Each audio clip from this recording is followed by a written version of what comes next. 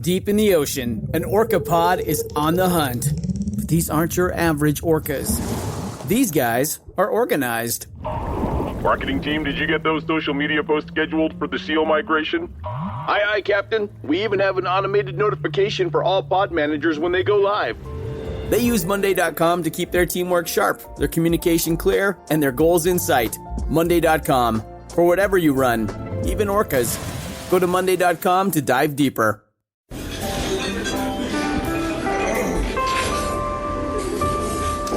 Well, I don't see the point in waiting any longer, so let's bring her out. The star attraction, the one you came to see. Ladies and gentlemen, the one, the only, Miss Judy Gold. Good afternoon, good afternoon, good afternoon, good afternoon, good afternoon, good afternoon, good afternoon, good afternoon, good afternoon, good afternoon. That was a good warm-up. Thank you. That was like Pitch Perfect. Yes, but not Pitch Imperfect. Thank you. Pitchy Perfect. Off Pitch Perfect. Off pitch. Starring. Are we Judith are Gold. Okay. Well, you know, I have been very depressed. Very. Whatever about, Judith?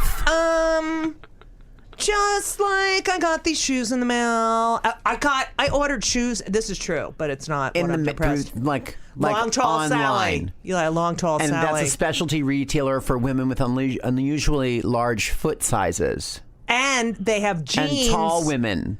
Right, it's called Long Tall Sally. It's now in the UK. It's a great name, and there are probably tall women all over the world. Why is it not here? It was in Massachusetts. Right.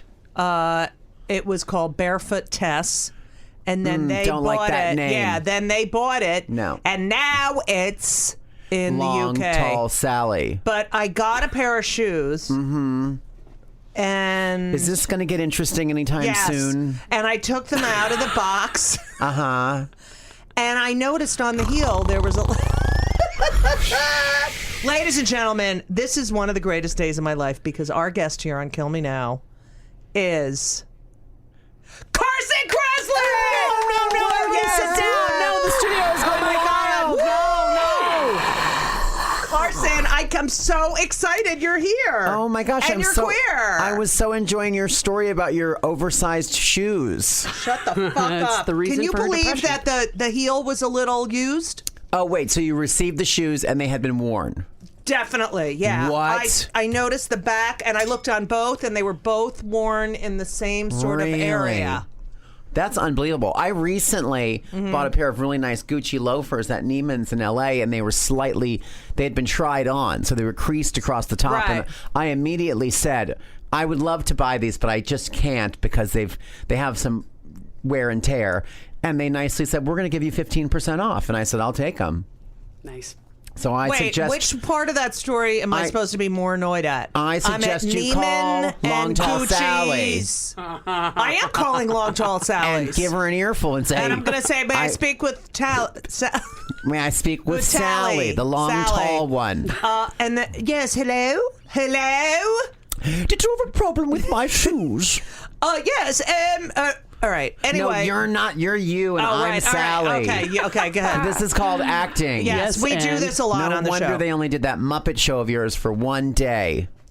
It's on the same day as our True Colors thing. Yeah, idiot. I saw that. How are you going to manage that? I don't know. One's at 3:00? Yeah. And the other one's at what, 7 or 8? Oh my God, Becky, you can totally do that. Like, if you get your dad to drive us over there, and he could pick us up at the Glendale Galleria, they could take us there by 3:00. And then we could even, like, maybe go to CPK if you want. I love CPK. I do too. Carson. Yes, Judith. I love you. I love you too. I know. Carson Kressley. Mm-hmm. You have a new book out. Well, I do. Everyone knows you. I mean, they know you from Queer Eye. That's where you began. Sure. Yes. And then my meteoric rise to mediocrity began there. Right. Off the cuff book. I have 4 books. 4 books. 1 New York Times bestseller. Nasty. Working on making it 2. And you're different, and that's super. Yeah, that's a kid's book. Love it. Does this book make my butt look big? Big, yes. Yeah. I'm sorry, I wrote in. That wasn't a yes, that it does. I have the. No. I should have brought you the book. I'm going to send it to you. I know. I'm an idiot. I can't. Am I getting invited to the Christmas party? Yes. Okay. I just mouthed the date. Not that anybody listening would come and but yeah. He and just mouthed Hennessy's not invited. Invited. Right. So they don't have trans people. Carson's very against trans people. Of course I do. Me too. I know, I'm kidding. So, Carson, I should wish you a happy birthday. Mine was 4 days after yours. No Thank way, you you're the so much. 15th? Yes, and you're the 11th. Happy birthday. Thank you. You're so welcome. I'm much older than you. I know. Fuck you. You're such an ass. Allison, isn't he an ass? Does Allison just like kiss her ass? Allison loves me. Yeah. Is this a security camera? It's a security camera. Okay. Just if anything happens in here, it's going to be recorded, so don't try anything, Judith. Carson. Yes, carry on. I loved reading about your life. Oh, gosh. And you know that, you were born in Allentown, but you lived in Orfield, Pennsylvania. Yes. This is starting to sound like a police interrogation. I know that you know that where you were born. But I was wondering if they called it like, oh, you're from Orfield? No. They didn't? No.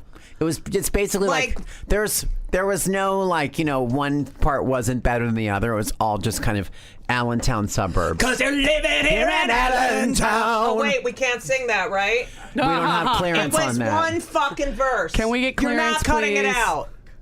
We'll have to call Billy Joel. So can we... All right.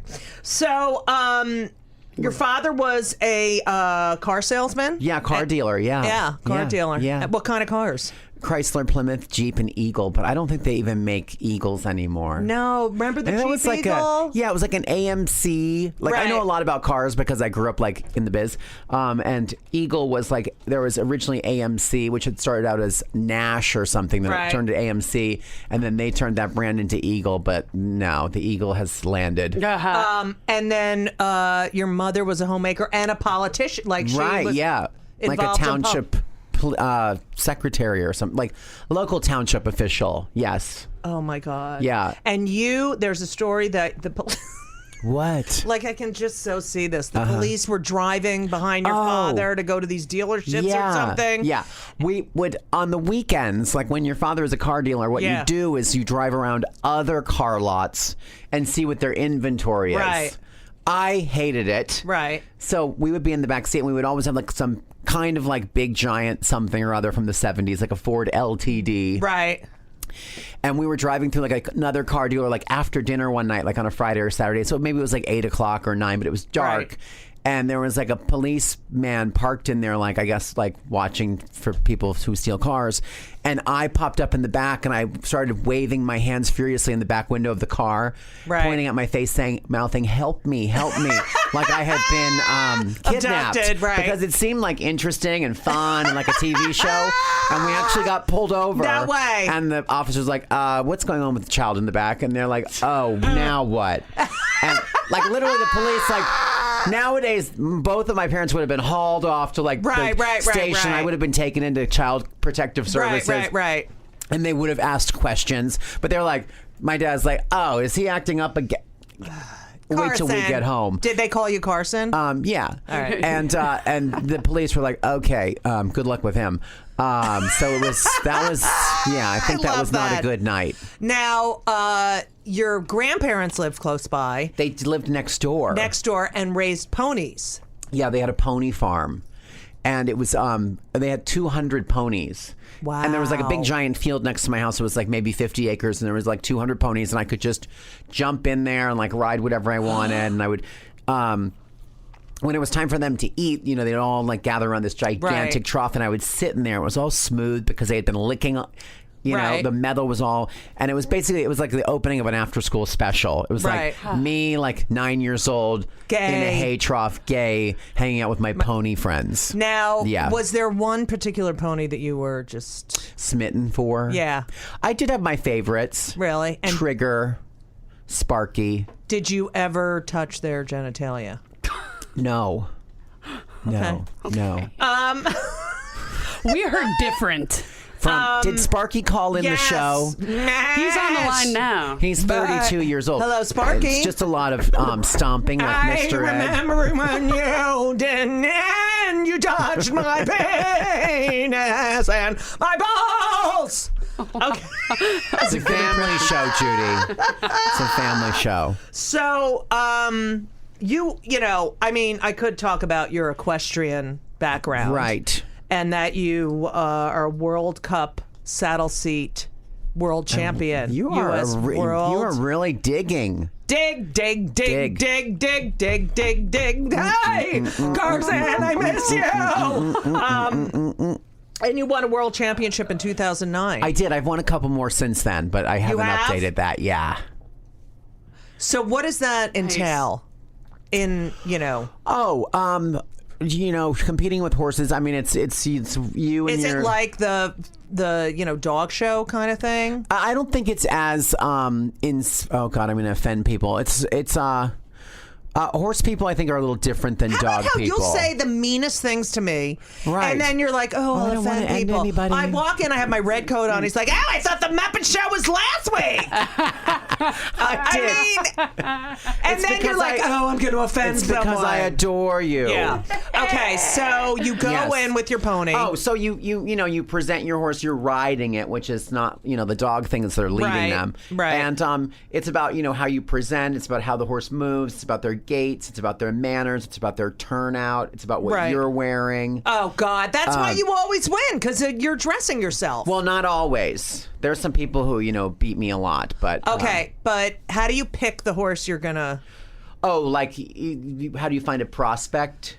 Yeah, which one are you going to pick? Like, how do you know which one you're going to pick? I go for it's about ones that have nice quality, that have the right temperament, that have that are like good the president-elect temperament. Right? Yeah, sure. Good looking. We'll go with right. that. Now, do you ever think like one horse knows the other horse got picked, and yes, you do? And sometimes they get mad. Is that true? Like if my horse is used to winning a lot, and like when you win, you get to go first, and they call your name out, and you go and get your photo taken, and then you stay and do a victory lap. Sometimes my horse would be like, "Wait, we did not just win. We didn't win. What? No way." And he'll actually look around with his neck and look back at me, and I'm like, "Dude, you fucked it up. Yeah, it's all your fault." Is that true? I looked great. No way. Do they really know? Yeah, they know. They're actually, people say horses aren't that smart because their brain is the size of a walnut, but they're wildly intuitive. Right. And they're so good at sensing emotion. Like they know when you're stressed. They know when that old thing. If they feel like you're nervous, they're going to sense that. It's totally true. A lot of people with autism. Very intuitive. Yeah. A lot of sex addicts like Anthony Judith, Weiner. We're trying to be serious Anthony here. Weiner's doing equestrian sex addiction bullshit. What? Yes, he's in equestrian therapy. That sounds ridiculous. Is he? It is true. He's in equestrian therapy for his sex addiction. Ever since he saw Equus. No, but I think that would work for women going through sex therapy. Riding horses. Right. Because then they can have sex. Right. Or feel like they're having sex while they're going through. Right. That's what I've heard. I don't know what that's like. I don't know. Yeah, it's good. It's like bicycle riding. Have you ever ridden a horse, Judy? Yes, I have. I was in a movie with Glenn Close. Right. And I had to ride a horse. I played a woman disguised as a man. That's unusual. Hi, Judy. It's your agent. We have something you're perfect for. It's a woman disguised as a man who then goes back to be a woman. Hear me out. It's for Lifetime. Yeah. Oxygen. So they're not now. They don't have a budget to pay you, but they will fly you to Vancouver. You're a local you can work hire, so you have to pay for. No, they won't fly you. Act Canadian. And try to say things like "who's" and project, and we'll get you this job, eh? Welcome to Play It, a new podcast network featuring radio and TV personalities talking business, sports, tech, entertainment, and more. Play it at play.it. Okay, so you are this young gay child. Yes. You were gay. Super gay. Your your second grade picture. Yes. You're wearing, what is it, paisley pants? Paisley underoos. Underoos. Yeah. Uh-huh. Yes. And Judy's looking at her copious notes about my life. I wrote about There's little pictures outfit. drawn. You had a floral pink shirt. Yes. Corduroy vest and matching pants. Yes. Nice. Paisley underoos, and you painted your nails. I did. I love you. Where did you hear that? I read it. Oh, you read it? Yeah, 'cause I it's read. in my book. So Does this book make my butt look big? Available now at Amazon, Barnes & Noble, and any place you buy fine books. I'm going to go buy it at Barnes & Noble. You know what? You I'm should gonna fucking send give you it to one. me after the shit I'm I put up with. Give it to you when you right. come to my house for my holiday soiree. On December 2nd So- or 3rd. What's the day that you're working? the 3rd, yeah. Oh, that's when it is. Okay, shut the fuck up. You're Sorry. working that night too, you asshole. Oh, that's right. I'm doing the same show. So you sent your parents, you told them. Oh, my coming out story. Yeah. Yeah, I You were I was 7. like, Mom, Dad, sit down. I was like, I'm gay. And of course they like bristled and got weird. And then my mom just like piped up. She's like, well, let's see how second grade goes. Might just be a phase. I'm like, no, I don't think so. But when you would go to school, Right. and get bullied, Of as course. we all did. Yes. They called me Lovey Howell on the from school the- bus from Gilligan's Island. Yeah.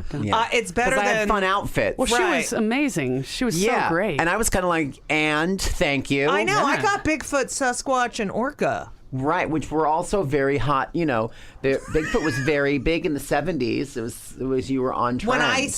When I hear that, when I hear someone say Bigfoot, it still makes you kind of like, yes, yeah, yes, yeah. Okay, and then you would go home to your horses, your Right, ponies. Would yes. they know when Carson was sad and when? I don't know if they knew that, but I would just hang out with them. So it was just like good Did therapy. you talk with them? So you're the first person to probably benefit from equestrian therapy. Yeah, I wish Wiener the best. Yeah. Your mother was a beauty queen. Yeah, she was. She was Miss Milkmaid She in was Miss 1955. Milkmaid. Yeah, that sounds about right. I think Yeah. you're really good. You're like this is like SVU Special Yes, Victims Unit. this is your life. But yeah, she was a beauty queen, and she had a crown and a sash, and the crown was like they had that big horrible early American furniture, and like in the bedroom they would have like a bureau, but it would have like a wooden carved mirror thing with shelves around it. Like the most giant piece of bedroom furniture ever. Right. With little curio shelves tucked in the corner. And on the top left, above all the collectible Avon bottles, which didn't have anything in them anymore, would be this beauty crown that was rhinestones and was a little tiara. And it had been mangled, I think, from years of my sister wearing it. But I would also mangle it so it would fit my head. And when my mom was at work, I would try the crown on and I'd put makeup on. Right. Because the Avon lady had come and brought those little tiny, samples. Right, the samples. And then after I did it, I would perfectly, with a hot butter knife, I would shape them back into fresh, pointy shapes so they didn't look used. Yeah, I was very stealthy. Brilliant. And I would make dresses out of slips. Remember when people wore slips? Yes. I don't even know if that even That's happens true. anymore. People don't wear slips. No. And it was so you wouldn't, there was no static cling. Right, and also it was like an extra like underwearish layer, a slip. Anyway, I Oh my God, I fashioned forgot those. about slips. Yeah, she had like a coral one. I had slips. and I would, make it like into a one piece, like Empire waist number. I love that. I used to And go I would home dress and up. dress in my father's clothes. Did you? Yes. For reals? Swear to God. Huh. Yeah. I wanted to wear a tie and a suit. Huh. And then I would put that. I am so good at putting things back exactly where they are. And my kids are so bad at it. Yeah. Like they don't even fucking put, I'm like, if you're going to smoke pot in here, you know, Right. hide it. Like Spray fucking something. hide it. Like don't leave my liquor bottle out. You fucking idiot. That's why I have horses. And they're like, oh, I thought I cleaned up really. No, you didn't clean up, you fucking idiot. Anyway, isn't that weird that you wanted to? Well, it was a way of self-expression. I just thought it was fun. Like, I loved it. I didn't want to be a girl or anything, but I loved makeup and hair, and it just seemed so fun and glamorous. Yeah, I didn't want to be a guy. I wanted to be part of it. Yeah, and now I love wearing.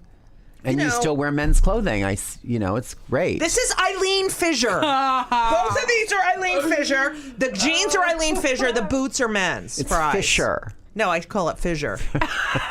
Like, when your asshole's cut. Yes, Judith. You would know as a gay. So, you grow up and you are, you doodle a lot. You doodle a lot in class. I do, yes. And your parents are building a house. Oh, yeah. And you doodle, and it's like a French chateau. Yes. And your teachers are like, oh, my God. Yeah. This kid's fucking genius. Right, but still failing math. I always loved like design, and so like when you would go to like a diner, right, and they would have the paper placemats, and it would, like on the front it would have the recipe and pictures of amazing cocktails like Singapore Slings and Tom Collins. Right. On the other side, there was blank space, and my mom always had a pen, and I would always draw. Right. And I wasn't drawing like I don't know what little boys draw, but I was drawing houses, and I would literally like, let's put a mansard roof on this. You weren't drawing. And I was like, no guns and bears and dicks. No, or cars. No, I was drawing houses, complete with the landscaping. Right. And, yeah, my teachers were like, you definitely have some special talents. But I had a very bad elementary school experience because it was the 70s. I was in first grade in 1976. And my school decided they would do open concept learning, which meant the school had no walls. So basically it was like 6 classrooms all together with like little cases where you'd put your book bag in, like cubby holes, but it wasn't open. Right.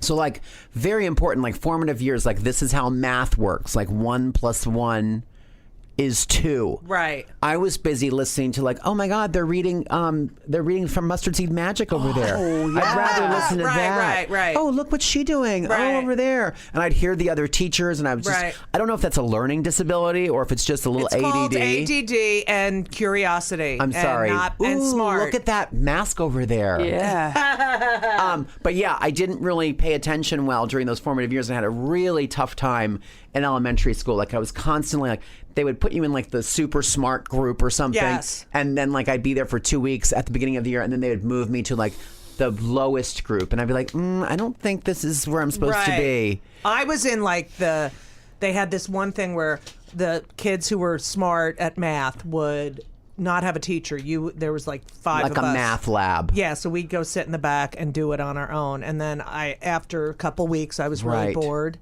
And I went back to the regular math thing, and I was like, fuck you. It was a real yo-yo. I know. And then I finally figured out like the whole school thing. I was like, oh, okay, I got this. But you graduated, and you went to Gettysburg College, but university? College, yeah. Phi Beta Kappa. Phi Beta Kappa! That's what I was going to say! Oh my God, now I'm psychic as well. Well, here's the funny, I loved when I read, because my mother, God rest her soul. Right, from Clark. From Clark, New Jersey. No, she's from Manhattan. She grew up on the Upper West Side. Yes. Don't ever say she's from Clark. Okay, I knew you grew up in Clark. Excuse me. Yes, I know. You were correct about that. You were born in... See, I could do the same thing to you, Judy. No, I was born in Newark. We lived in Elizabeth. Born in Newark. The year was 1945. Shut up! So anyway, Allison's quitting. So anyway... Allison's like, when are you going to get to the TV show? All right, so my mother used to always say, like when we met a dumb person, or like you'd say, I went to this and I wanted to return it, but the woman was Phi Beta Kappa. That meant they were the dumb fucking idiots. Right. Anytime someone did something dumb, my mother would go magna cum laude. Yes. So, all right, so you graduate college and you start working, which is you get a job at 24, but you had a regular... No, when I went to Gettysburg College, I have a degree in fine art and finance, and that was I thought you're bad at math. I am, but I got better by the time college rolled around. I got real smart. So I wanted to live in New York City, and I lived in a 1-bedroom apartment on the Upper East Side with 2 girls that I went to college with, and I worked for a nonprofit. Right. And after a couple years of not having any money for food or shoes, I was like, I think I need to get a for-profit job. Like I lived at 587 3rd Avenue. I'd go across the street to the Chinese restaurant.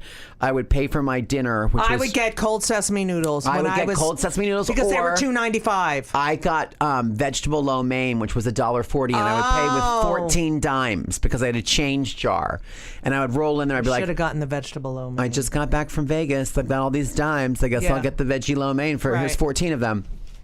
So then.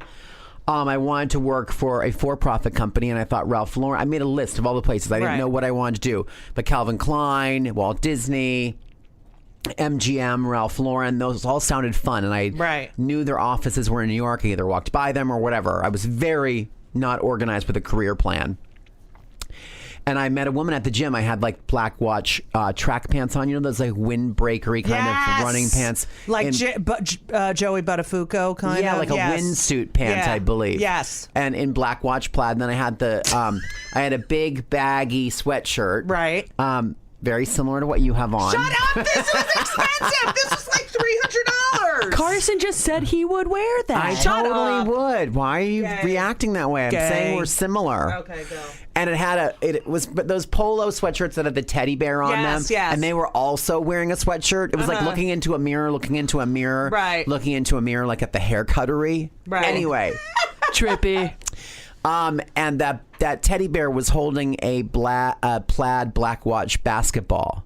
So I also got the basketball from buying about $75 in fragrance at Bloomingdale's. And I didn't have the money. Right. And so I went to the gym not to work out, but to meet attractive Latin men. Right. And this woman was there, and she said, "Who are you? You need to be at Ralph Lauren." And I said, "Yeah, I do." And she was a headhunter for them. But I thought you were carrying the bear too. I was carrying just the basketball, not the bear. I'm sorry to disappoint you. I read that you had the bear and the basketball. Go ahead. That would have been so kooky. Yeah.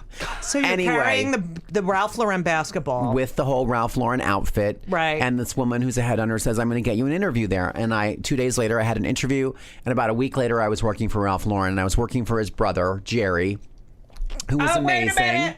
And oh my God. She has a present. No, anytime we mention a Jew, we blow a whistle. Okay, go ahead. Be careful with your sound engineer with that. He knows. So you were working for who? I worked for Ralph Lauren and his brother Jerry.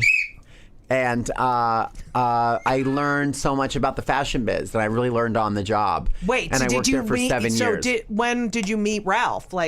So when you work for Ralph Lauren, he is very involved in the company, and he comes in for different presentations. So I was working in maybe like golf and tennis, and they were putting like golf and tennis images on the walls and some of the garments, and he would walk through, but you don't really get introduced. Like when you're like an assistant, I like swept floors, I got sandwiches, I put things up on the wall, which we called rigging. To create these vignettes that told the story of the collection for the season. And then after Ralph looks at it, then you design the clothes that fit into the categories, like 7 shirts, 5 pants, whatever. So I didn't really get to officially meet him. And then one day, just like on an episode of Friends, when Rachel worked for Ralph Lauren, I was in the lobby at the world headquarters, and I go to get in the elevator, and I just, you walk in, and I was probably late. It was like 10 a.m. or something. And the only person in the wood-paneled elevator with me was Ralph Lauren. No way. Yes. Did you have a heart attack? And then I was just like, oh my God, what do I do? Do I get out? Do I stay? Do I make eye contact? Do I make small talk? Do I act like he's not there? Should I be? I was trying to be respectful and like, this is like being in the elevator with the Queen of England. Like, this is a big deal. Yeah.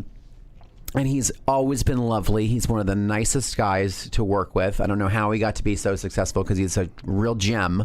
Because nice guys normally don't finish so well, but he's lovely. And he has a twinkle in his eye and a great little smile. And he looked over at me and he said, golf and tennis, which is where I worked. Right. And I was like, yeah. And then I looked at him and I said, billionaire. And then You did? I did, and I was like, "Oh, you know how it is when you're like, oh, I don't know if I should say this." Right. And he chuckled and liked it, and that was Then I was like on his radar. Nice. And then after Queer Eye came out, I had to go back to Ralph Lauren for something that I picked up merchandise or returning samples or something. And the office looks like a Ralph Lauren store, like a 2-story mahogany with,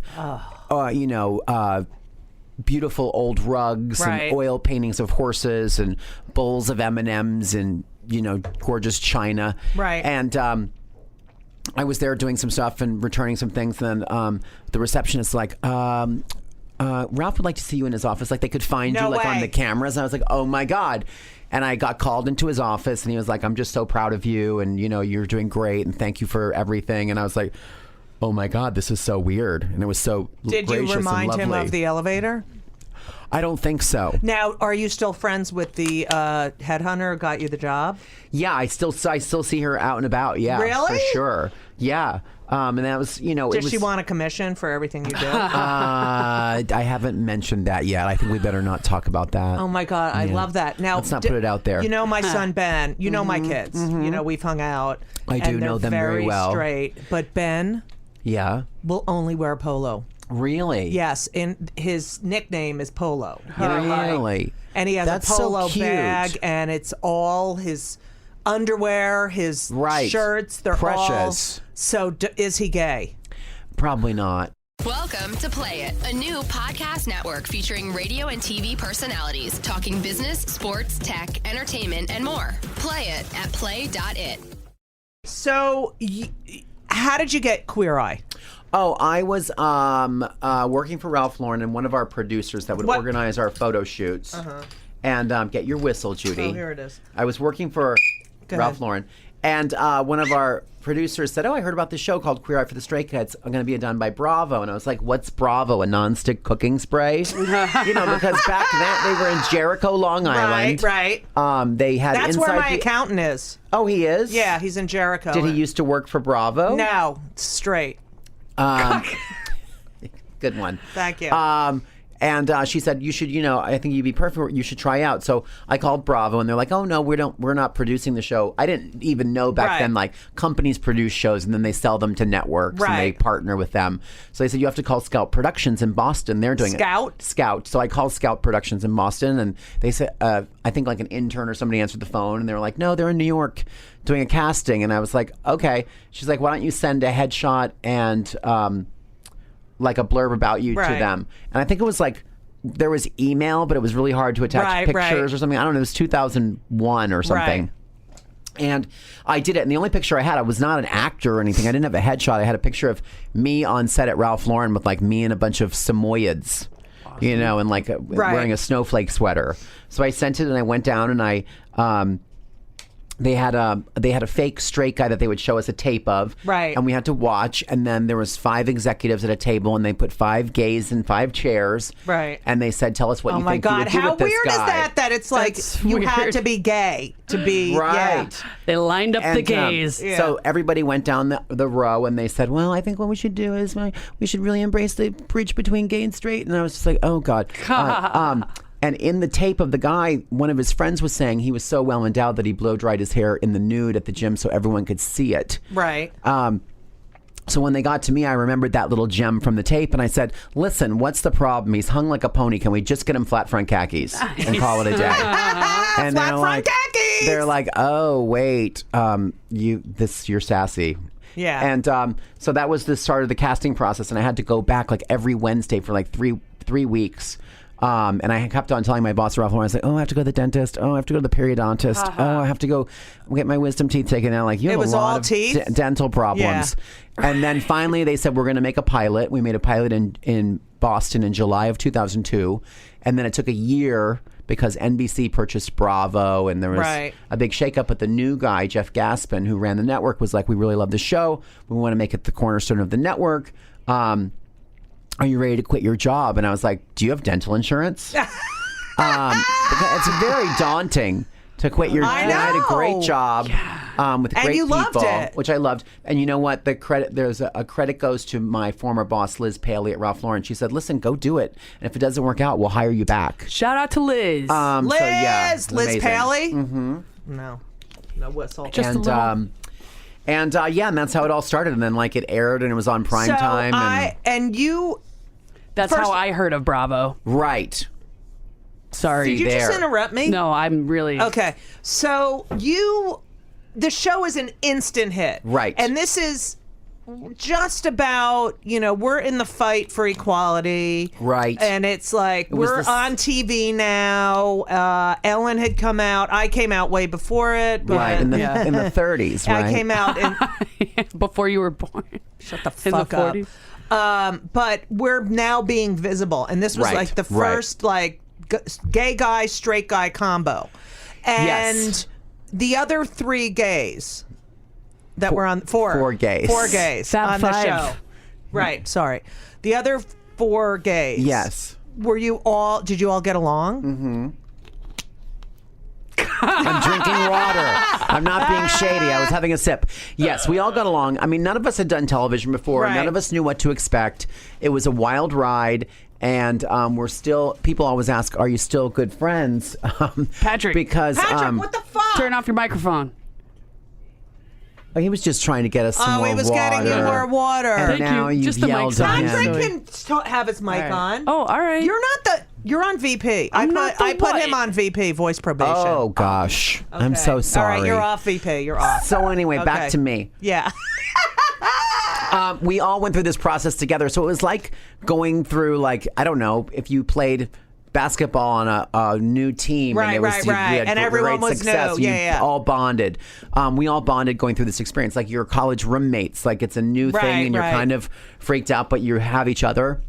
Speaking of so which, we've always maintained a friendship. You joined a frat in college. Yeah, but it's not a real fratty frat. all right, It was like I just wanted the sweatshirt with the letters on it. Nice. Right. Because it was cool. Were you the only gay in the frat? I think at the time. Then that frat, yes. Did that there frat were cool turn? frats. There were hot frats. Teak was all wrestlers. Yes, I remember Teak and Deke. I don't think we had a Deke. We had a Deke and a Teak. And Sigma Nu was they had a beautiful stone Normandy house. Right. But they were real not Right. they were kind of not awesome. Rapey? No, they were just kind of nerdy. Oh. They were nerdy. Okay. Oh, I see. VP! Which is better than being the other. That's true. Okay. But you're working at Ralph Lauren. Yes.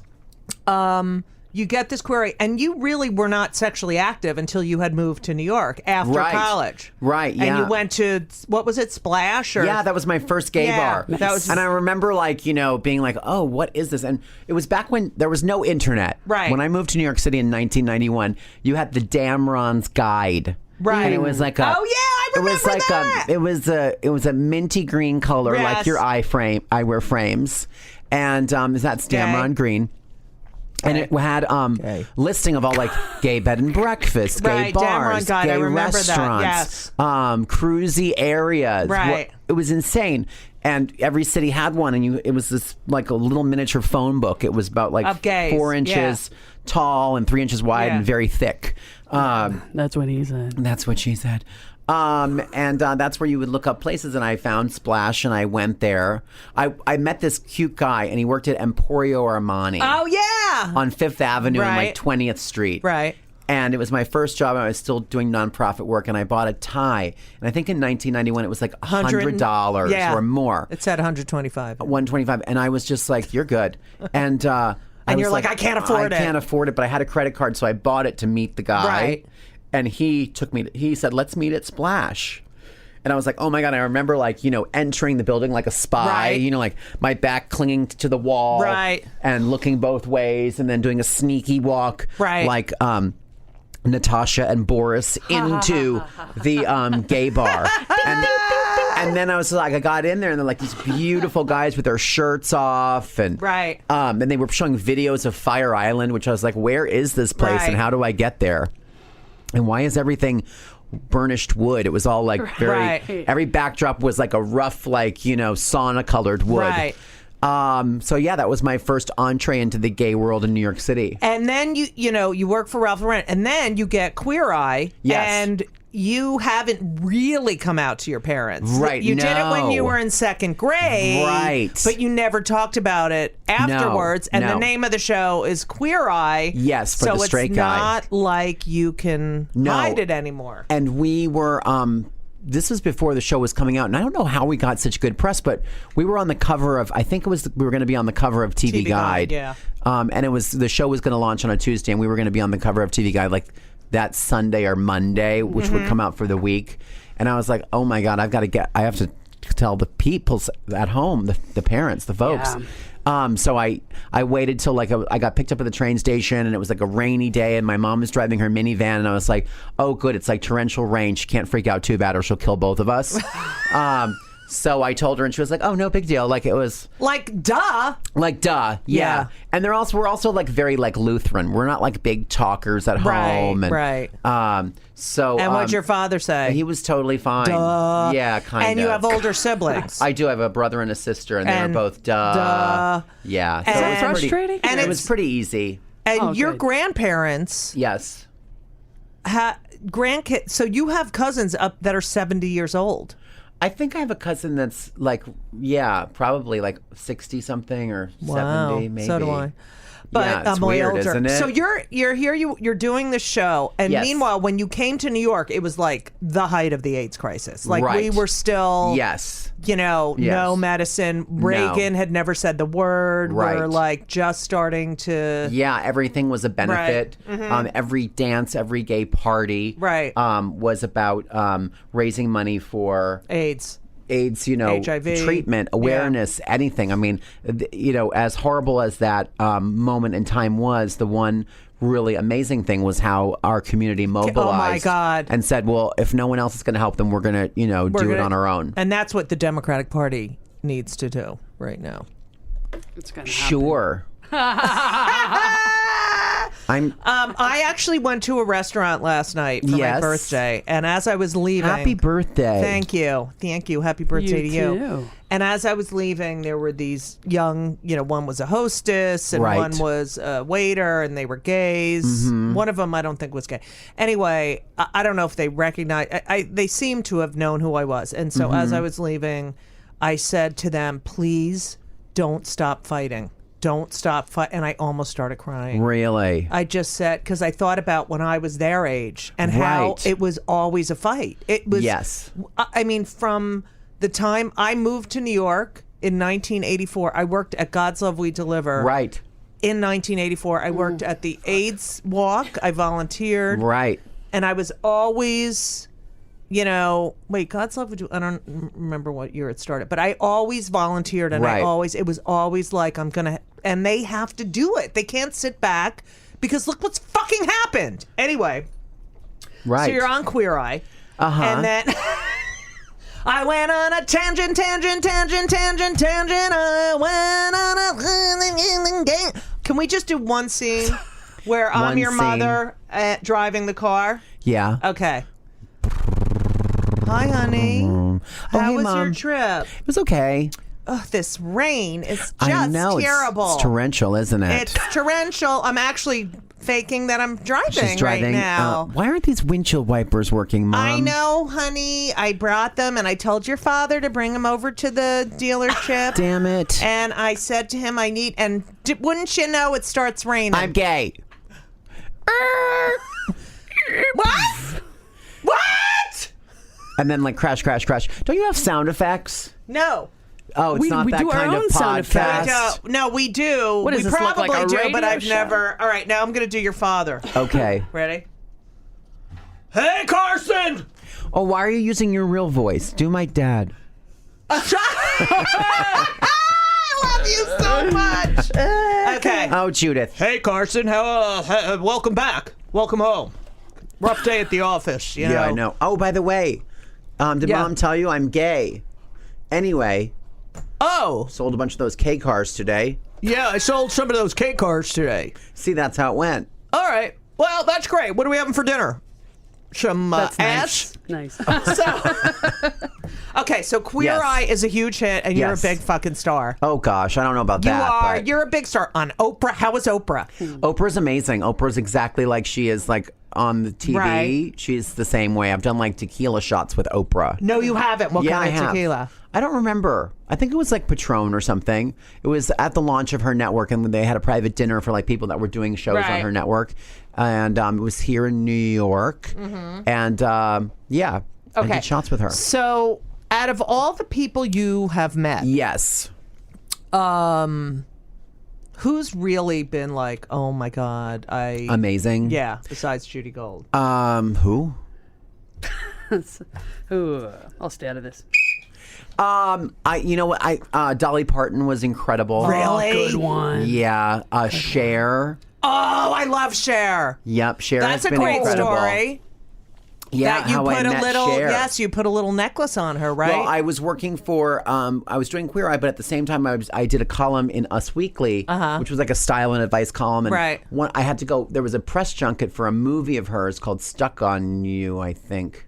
Yeah, I think it was Stuck on You by the Farrelly brothers. Right. She had was a part of that movie, and she was in New York for the press junket, and I went to the Regency Hotel to interview her, and I didn't know what I was doing. They just hired me at Us Weekly because I was on a TV show, and it'd be a fun Isn't it funny thing. what you get when you're on a TV show? I used to know that. Yeah, I just, it's okay, Judy.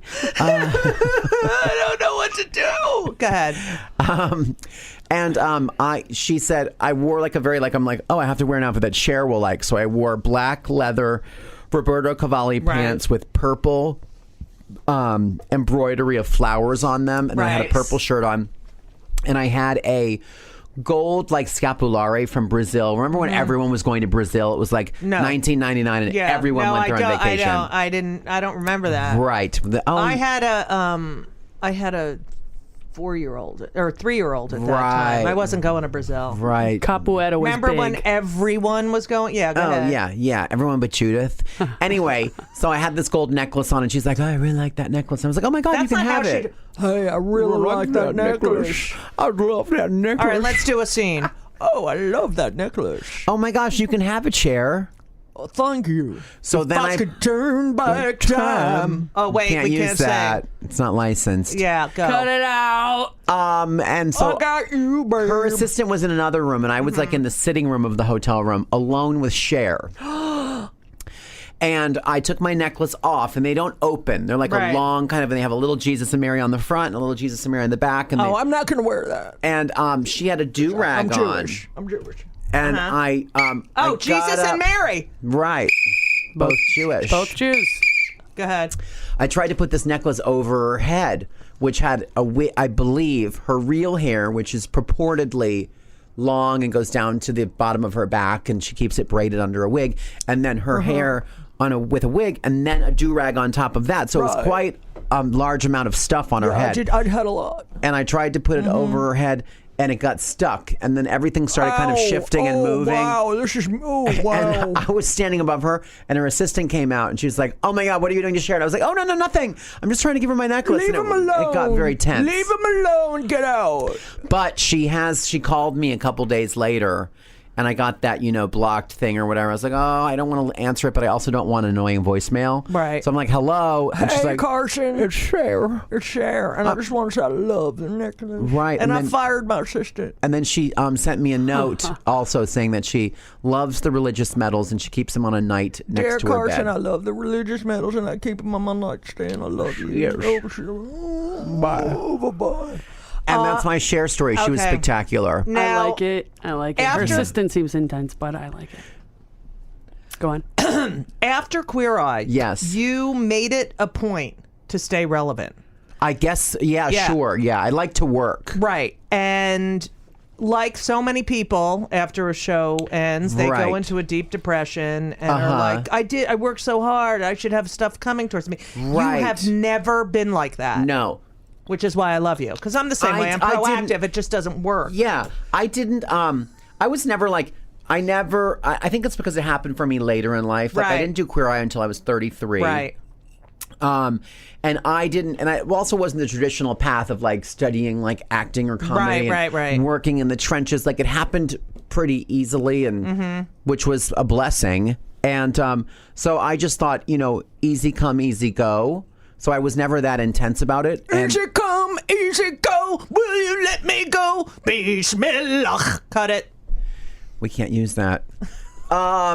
So I just tried to, but I thought, this is a great gig. Like, I feel like our line of work is so fun. Right. And, not having to go into an office every day. Although I loved my Ralph Lauren job. I couldn't. But but that was in. I loved the freedom of and I got to do fun things. I got to write books and do other shows, and I did movies, and I did a show for Lifetime called How to Look Good Naked. And you just have to constantly be, thinking about like, what can I do next? What would be a great fit? Oh, what kind of stuff could I come up with on my own? What kind of shows have I thought of? So you definitely can't sit back and wait for the phone to ring. Absolutely. You have to be proactive. There, it's showbiz is all about like what's new. It's very much like fashion. Right. So there's like it's all about like the new person. Right. And what's hot and cool and hip and broken and you can really you can really fall out of favor. So you have to be busy.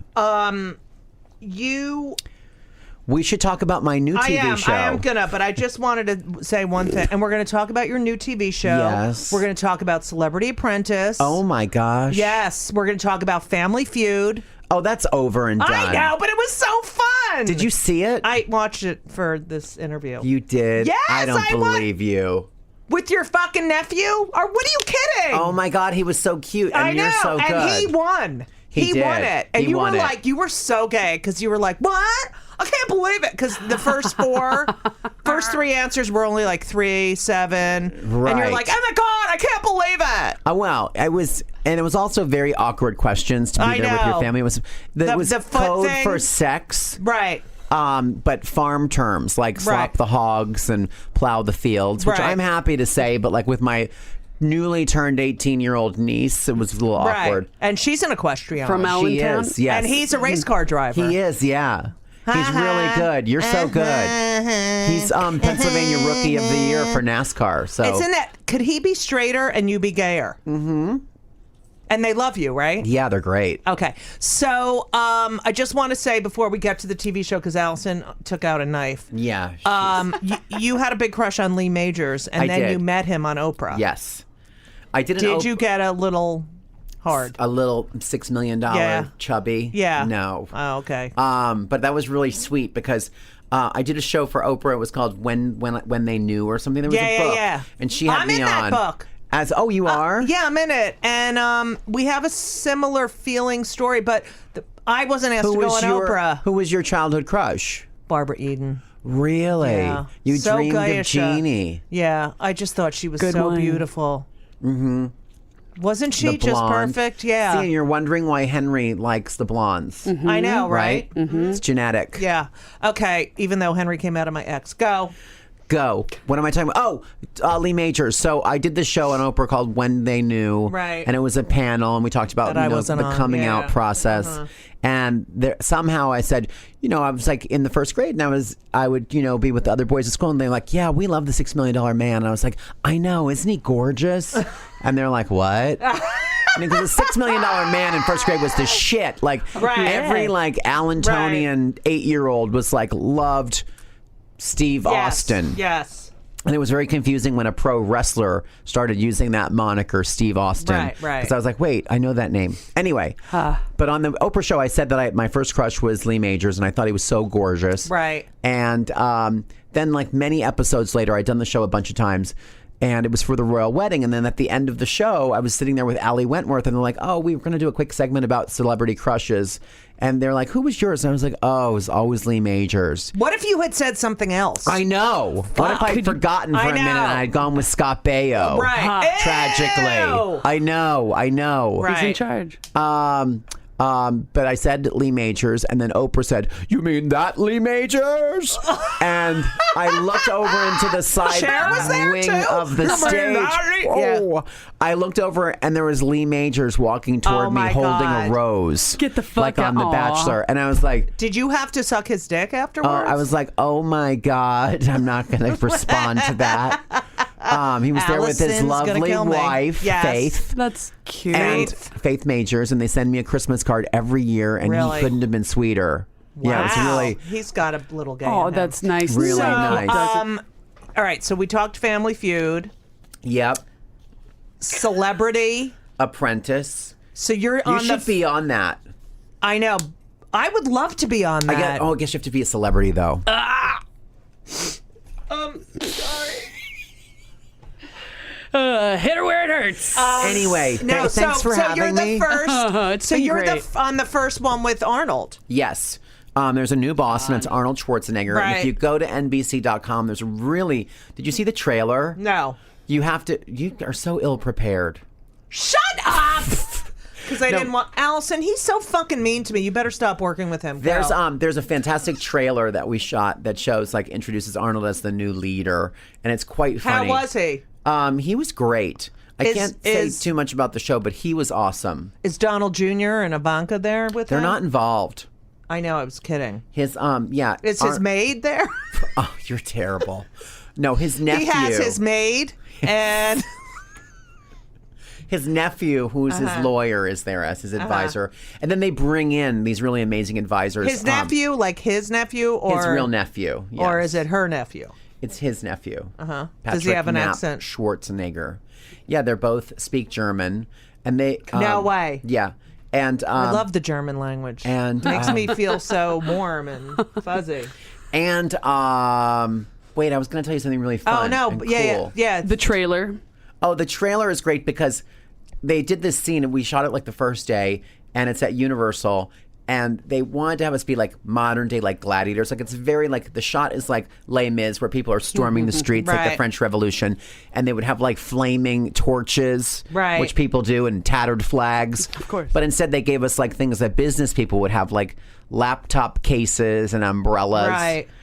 And I was like, could I please have an iron? And they're like, what? And I'm like, if you're a businessman and you stay at the Hilton Garden Inn, in the morning you have to iron your shirt so you look presentable. And I was like, so my tool of my trade would be an iron, which ties back to my career in style. See, branding, Judy. Good job. Branding. Did they give it to you? They did. Yeah. Reticently. And I swung it around like that ball that's on a stick like a with sling. the spikes. There's a name for that. I know what you mean. It's like a nunchuck. Javelin. Not javelin. No, it's a lasso. No. That's a horse thing. You're going to have to Google it's got spikes on it, It's a chain, it's on a stick. with a chain and then a ball with spikes. They sell them at the sex stores. There's a name for that VP. thing.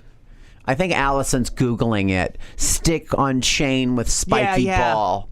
And it's going to come up with the Adam and Eve website. So does Arnold say, you're fired? I don't know what he says. Oh, right. But anyway, I'm brandishing my iron. You won't be back. A flail? Oh, with my flail, I'll go with that. Oh, so then that's where the flailing came from. We learned It's a so verb. much. It's a noun and a verb. To flail, a flail. Right. To flail, a flail. To flail for one. So was that experience fun on since we can't talk about it? I don't think I'm allowed to say, but you know what's interesting is that I think why these celebrity shows are popular because they throw people together from wildly different backgrounds. And did you know that Sherwood Schwartz, who created the Brady Bunch, yes, and Gilligan's Island, yes, and I love all his work. Right. Well, Sherwood's dead, but the nephew or something. There was a junior. Can I finish my thoughts right now? Sherwood, and you wanted to be an architect because of Mike Brady, so don't think I don't know that. Sherwood, he wanted to. That's what Gilligan's Island is about. That was his concept, was that people from different walks of life are thrown together. And you were Lovey Howell in elementary school. Oh my God! It's all coming together. Full circle. Ladies and gentlemen, please bring in Ted Backus. So, hi, Ted. How are you? So, you have that coming up. Yes. You have a book out. Yes. Tell us about the book. The book is called Does This Book Make My Butt Look Big? I'm going to be sending you a copy. Yes. And it is a humorous guide to women's fashion. I think I wanted to have a funny title that makes people chuckle because it puts you at ease. Because you always have women coming up to you. Yes, always. And actually, you're nice to them, unlike me, who you call me fucking, what is it, Christmas, and you're wearing the fucking, red. Well, I think you're projecting. What? I think you're both Scorpios, and you're both Allison, mean to people that you love. So mean to me? That's it. I do adore you. Allison just said you were mean to me. Yeah, but I do adore you. Okay, so it's how I show love and affection. So you have this is a great holiday book. This would be it's a great gift. Yeah. Because it's a funny look. It's not a funny look, but it's a lighthearted look at how to find your personal style. Right. And I think so many women, for to be serious for one moment, we have thousands of things in our closets. We never have anything to wear. We don't feel great about our bodies. And this is feel great about your body. Here's how you do it. Here's how you find the right undergarments to make what you've got the best it can be. Right. And here are the things that are going to work for you and make it easy and fun to get dressed. Do you have different body types in there? Totally. Can I tell you? Mine? May I Yes, interject please. for a moment? Please. I just asked if mine was in there. Yes, yours is in there. Okay, go. I call it the Judy Gold. You can, okay, thank you. You can see like the first chapter or two for free on Amazon when you check it out, or on the Kindle pages. And I was taking a look at it, and I'm just like, I gotta play the tranny card here for a second and say that trans women could really benefit from this, because they'll go to these also, you know what I'm saying? Because they'll go to these, how to be feminine classes, and they're like, talk in an upward inflection, and where and it's all these stereotypical female things that they, and then they find themselves in whatever. But I feel like this book could be a really good tool for trans women also to just like, seamlessly kind of. Well, the idea is like, don't take it too seriously. It's supposed to be fun. We're not like curing like juvenile diabetes here. Like, we're just buying cowl neck sweaters. Yeah, written really well. And it's also meant to be, a lot of times people don't have a role model, a fashion role model. And I think years ago, mothers and fathers kind of, your dad took you shopping for a suit and when you were a young guy and kind of laid the groundwork. And now it's so casual, but yet there's so many options. There's websites, there's stores, there are outlets, malls. And it's really hard to get lost, especially if you don't have a clear sense of like what you really like. Right. And that's what the book hopefully tries to do, whether it's for trans women, biological women, any woman who wants to kind of refine their style and find out what makes them look and feel their best. It's a roadmap to do that. Right. Now, you really want a morning show. Oh, I would love one. Yeah, that would be great. And you need a host named Judy Gold. I'm not familiar. What has she done?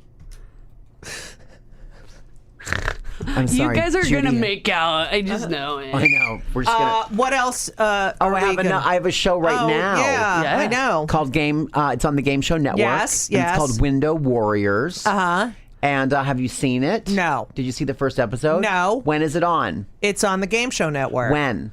On Tuesdays at 9.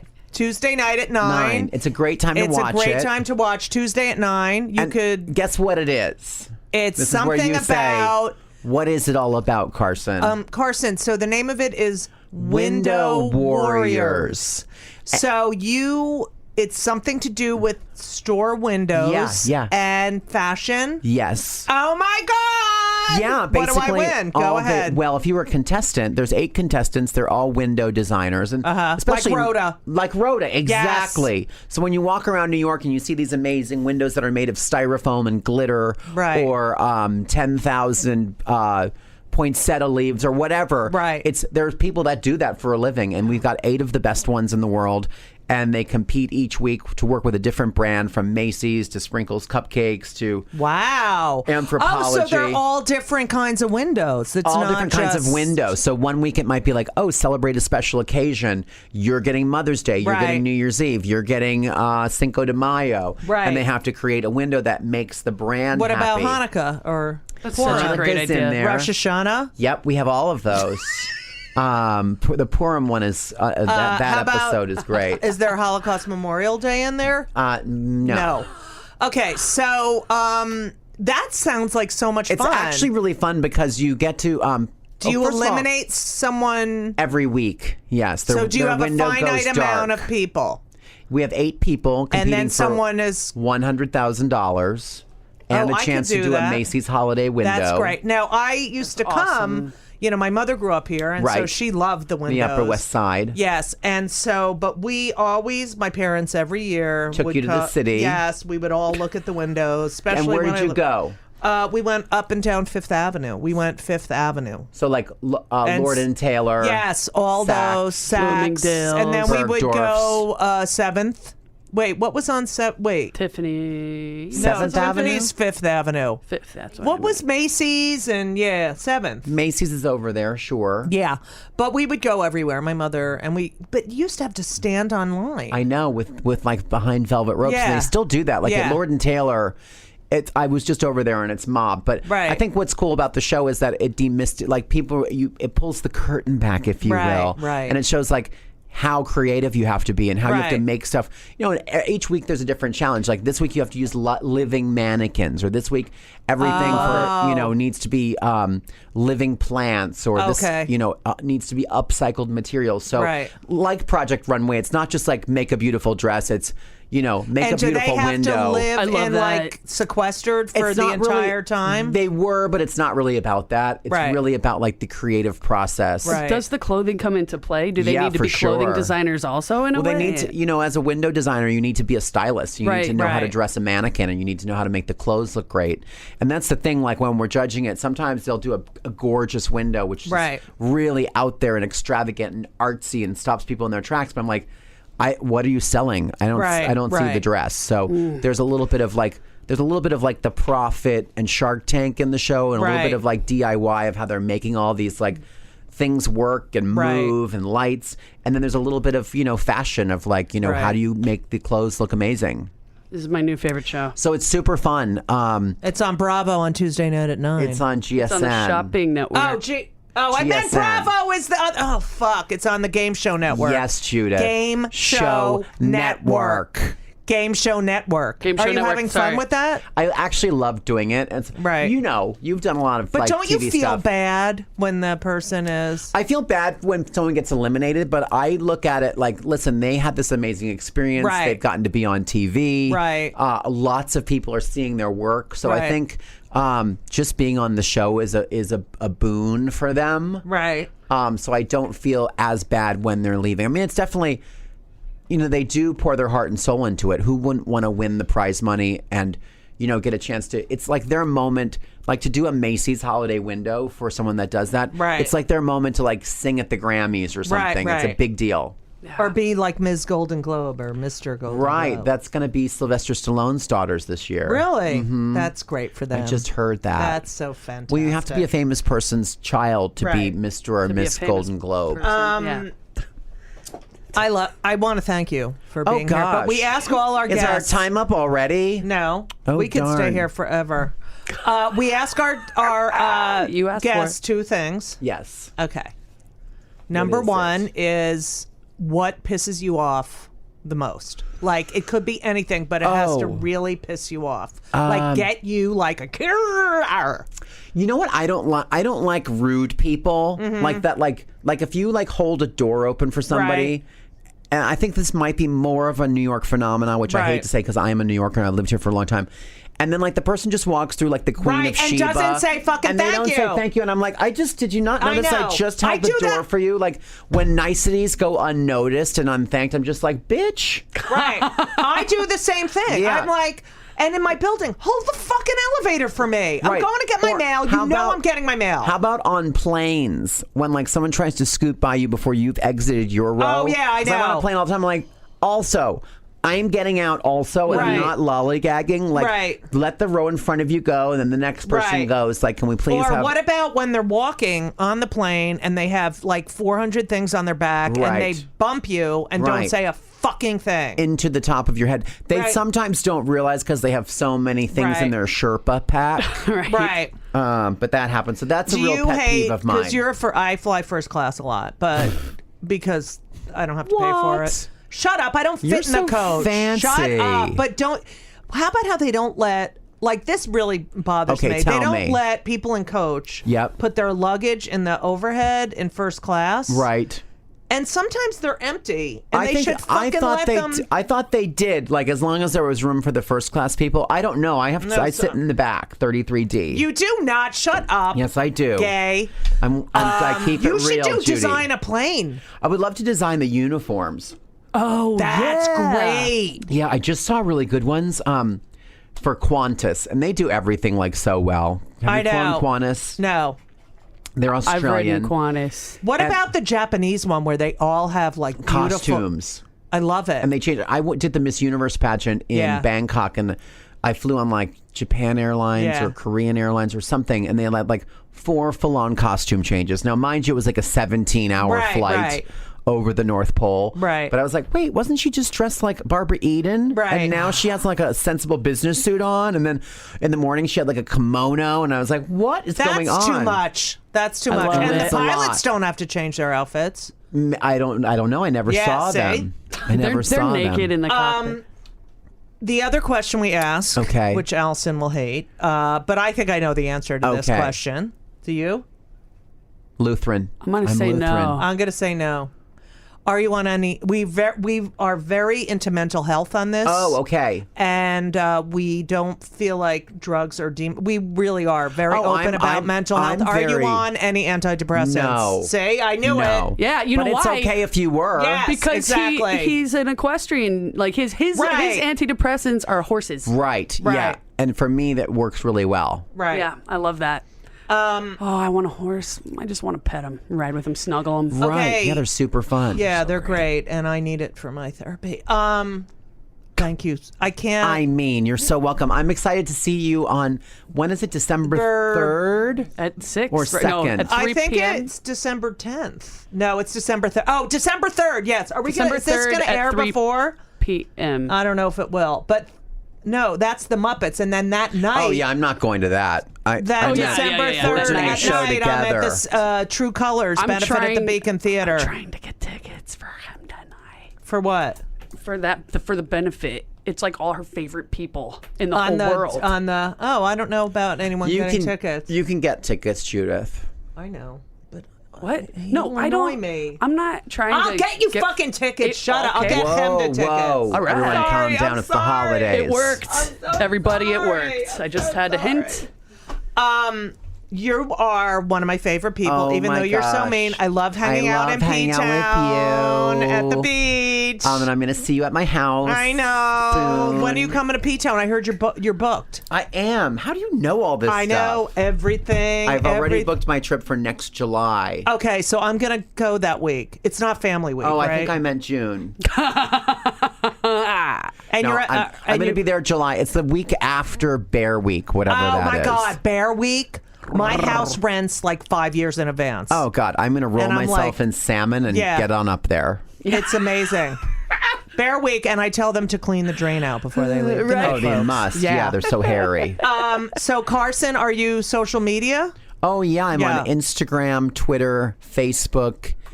What else is there? That's it. At Carson Kressley on all of them, right? Carson Kressley, At Carson Kressley. I'm on Pinterest. Get his book. You know, let me tell you something. Nice. Does this book make my butt look big? And then, you know what? I really think it's time this holiday season again for You're Different, and That's Super. Oh, thank you. It's a great kid's book. It's a great kid's book, and I think kids are going to need it more than ever now for some reason that we're not talking about. It's perfect for every type of kid and every type of family. Game Show Network, The Apprentice. You're just hot. You're hot. I'm busy. You're busy, and I love it. And I will see you at your busy party. Yeah, you will. All right. With Ladies other busy people. Thank you so much. Thanks, Judith. Mr. Carson. Awesome. And as Hennessy. we always say. It was Hennessy, right? Yes. Yeah, thanks. And as we always end the show with, so long! And everything was wonderful. I'll see you soon. Thank you for the visit. So long.